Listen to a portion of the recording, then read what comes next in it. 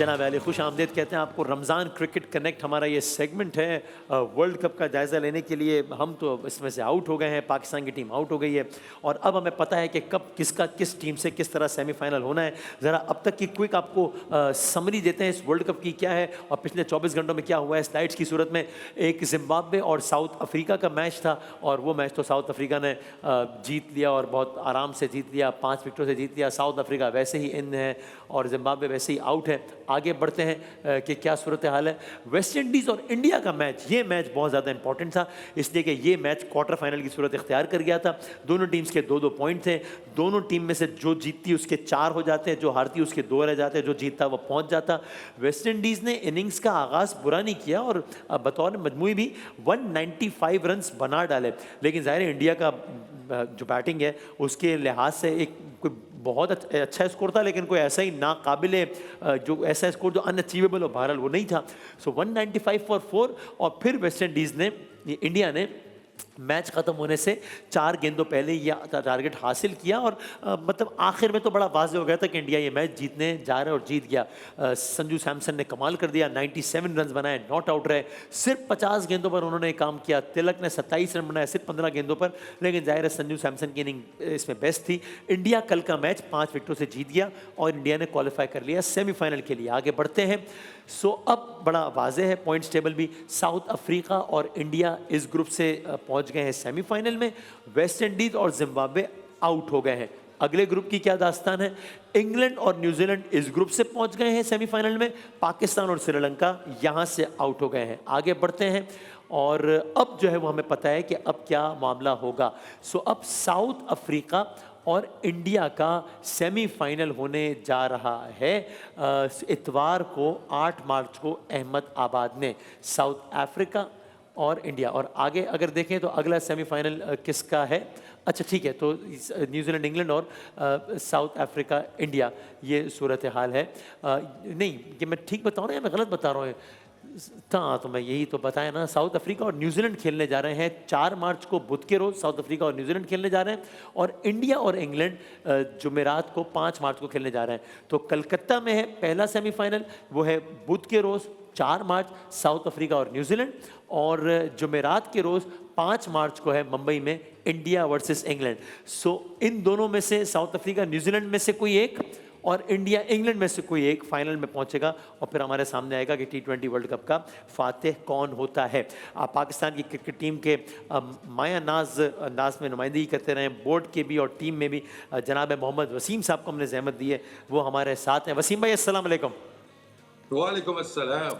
Sir पहले तो कल के मैच का बताना, इंडिया वर्सेस वेस्ट इंडीज़। जब वेस्ट इंडीज़ ने 195 बना लिया तब आपको लगा कि इंडिया के लिए ये प्रॉब्लम हो सकती है? आपको लगा नहीं इतनी तगड़ी साइड है कि इनके लिए 200 के आसपास का रन बनाना कोई इतना बड़ा मसला है नहीं?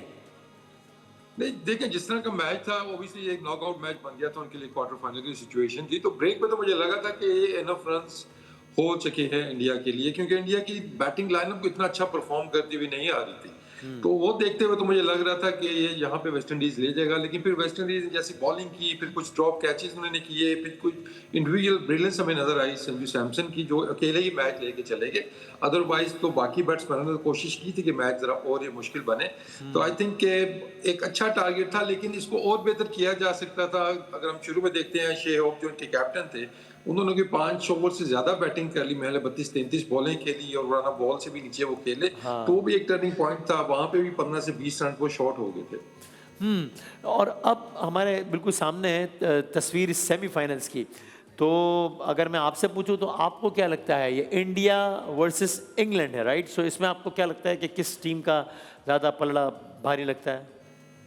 देखिए, एक सेमीफाइनल अगर आप देखते हैं तो 2 टीमें ऐसी हैं जो कि बहुत अच्छी क्रिकेट खेलती हुई आ रही हैं as a team. Different individual जिनको मैचेस जिताए हुए हैं, कलेक्टिवली बड़ा अच्छा वो खेलते हुए आ रहे हैं, वो है साउथ अफ्रीका और न्यूजीलैंड। हाँ, इस हाँ। तरफ अगर हम देखते हैं तो ये टीमें कोई इतनी अच्छी क्रिकेट नहीं खेलती हुई आ रही, ना सही। इंग्लैंड और ना ही इंडिया। कोई एक आध बंदा खड़ा होकर इनको इंडिविजुअल ब्रिलियंस के ऊपर मैचेस जिताता आ रहा है। तो ये तो मुकाबला है कि अब इस सिचुएशन के अंदर प्रेशर के अंदर मैं कहूँगा कि इंडिया का ऑब्वियसली होम एडवांटेज है और जो जिस तरह का मैच वो कल जीते हैं उनको थोड़ा सा मोमेंटम उससे मिला होगा।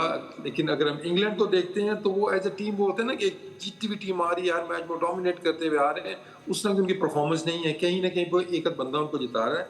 तो आई थिंक कि मुझे इंडिया का बल्ला थोड़ा सा भारी लग रहा है इस मैच में। और दूसरा वाला जो है न्यूजीलैंड वर्सेस साउथ अफ्रीका, दूसरा टफ अब देखें दोनों टीमें ऐसी हैं कि बहुत अच्छी क्रिकेट खेलती हुई आ रही है। अगर हम देखते हैं थ्रू आउट द टूर्नामेंट को देखते हैं और दोनों के पास जो बैटिंग की क्वालिटी है, जो बॉलिंग की क्वालिटी है, जो अनफॉर्चुनेटली एशियन टीमों के पास होनी चाहिए ना, तगड़े स्पिनर्स होने चाहिए, जी स्पिन को जी। अच्छे वाले होने चाहिए, वो दोनों तो उनके पास मौजूद है। एशिया वाली क्वालिटीज तो वो ले गए हैं। तो वहां पे मुझे जो ट्रैक रिकॉर्ड देखते हैं, ये न्यूजीलैंड की जैसे टीम खेलती हुई आ रही है, तो मुझे लगता है कि न्यूजीलैंड का पल्ला भारी है, क्योंकि south Africa remains pressure situation के अंदर वो जो चौक कर जाते हैं, शायद वो दोबारा उनको वो आ सकती है वो सो चीज़। आपके ख्याल में there is a high probability कि T20 वर्ल्ड कप 2026 का फाइनल खेलें इंडिया और न्यूजीलैंड? हाँ, एंड यू जी, विल मुझे नॉट बी सरप्राइज अगर इंडिया एक बार फिर चैंपियन हो T20 वर्ल्ड कप का, जैसे अभी है दिफाई champion, you will not be surprised? देखिए T20 क्रिकेट में सरप्राइज वाला फैक्टर तो है कोई नहीं। उसमें किसी दिन कोई टीम कुछ भी कर सकती है और जिस तरह की ये टीमें हैं और जिस तरीके से ये सेमीफाइनल्स में पहुंची हैं, तो obviously they have to forget everything. जो अच्छा खेल के आए हैं उनको वो भी भूलना होगा, जो थोड़ा अपना साथ में एक्स्ट्रा बैगेज लेके आए हैं, जो अच्छी क्रिकेट नहीं खेलना है के आए हैं, उनको भी भूलना होगा। और आगे नॉकआउट से मैचेस हैं उनके, तो क्वाइट पॉसिबल इन चारों में से कोई भी टीम है जो जीत सकती है ये वर्ल्ड कप। इंडिया का एडवांटेज ये है कि ओबीसी होम कंडीशंस के अंदर खेलें और राइट टाइम पे उनके प्लेयर्स पीक करना शुरू किए। और सिमिलैरिटीज तो है ना, देखें हम शायद तो हमारे वो है ना, उनको भी आखिर में जाके पता चला है कि उनकी बेस्ट प्लेइंग 11 क्या है, उनका बेस्ट बैटिंग ऑर्डर क्या है। हम थोड़ा सा उसमें लेट हो गए, उनको मौका एक और मिल गया, उन्होंने ओपनिंग अपनी ठीक कर ली, प्लेइंग 11 ठीक कर ली, उनको रिजल्ट्स भी मिलना शुरू हो गए। And last but not the least, talking about Pakistan team, अगर मैं आपसे पूछूंगा टीम हार गई है, क्यों हारी है, क्या करना चाहिए, तो बहुत लंबा सवाल हो जाएगा। मैं स्पेसिफिक कर देता हूँ।